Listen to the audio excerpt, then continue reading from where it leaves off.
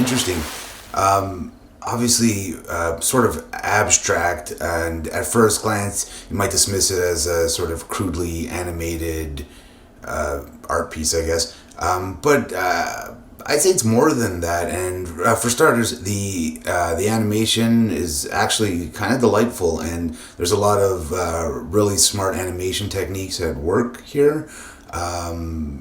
So that, I mean, technically, yeah, it's actually well done, despite the first impression you might get from watching it.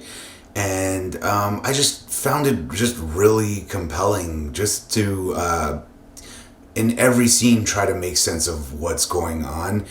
And there's a bit of kind of like mystery there, and not a ton of confusion, which kind of kept me engaged, which is why I liked it and I'd recommend it. I thought this one had a lot of cool animation. It had very interesting colors. It was definitely unlike anything that I've ever seen before. I like the enhanced and differentiated sounds.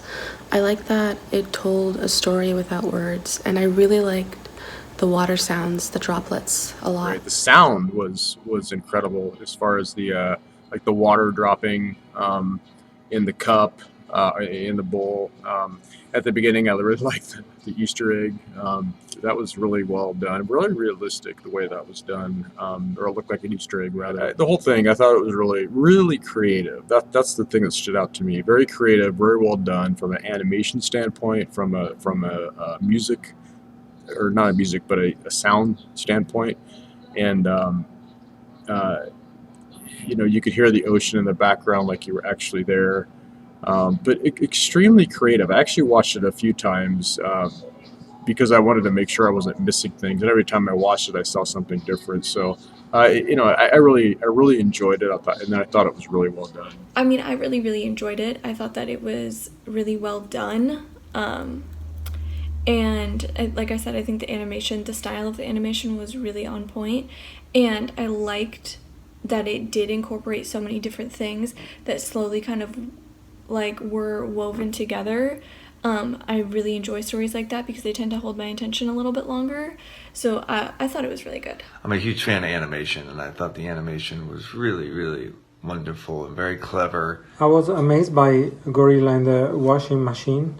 I really like the idea of space that surrounds the story. There is a great sound design that gives so much to the story, and without no need for dialogue. What I really liked about the film is that the fact that they use like different animals and different cartoon characters in the story.